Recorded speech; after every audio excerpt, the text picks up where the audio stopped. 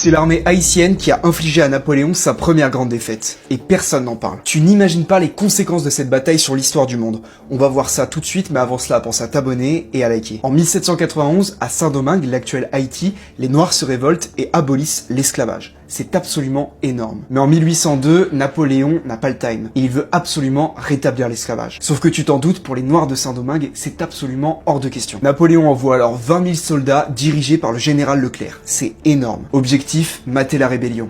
Et spoiler, ça tourne mal. Les Français débarquent confiants. Après tout, en face, ce ne sont que des esclaves. Mais à leur tête, Jean-Jacques Dessalines transforme l'île en un véritable enfer. Guérilla, embuscade, sabotage. Les Français sont dans la sauce. Puis la fièvre jaune les décime. Et enfin, c'est le coup de grâce en 1803 à la bataille de Vertières. Les tambours de guerre haïtiens résonnent et un cri déchire l'air. Liberté ou la mort. Et les Français épuisés se font rétamer. Les conséquences sont énormes. Haïti devient la première république noire de l'histoire. Napoléon ruiné abandonne son rêve colonial et vend la Louisiane aux États-Unis. Alors oui, les États-Unis auraient pu parler français, et je l'explique dans cette vidéo. Cette victoire est énorme, c'est un espoir, une brèche. Elle prouve que l'esclavage peut être renversé et que la justice peut triompher. Alors pourquoi on n'en parle pas? Est-ce que c'est pour préserver la réputation de Napoléon? Ou alors est-ce que c'est pour étouffer la réputation de Dessalines, qui est à la fois un héros et à la fois un personnage très sombre? Ou alors est-ce que c'est parce que ça dérange la France? Et dites-moi en commentaire le prochain sujet.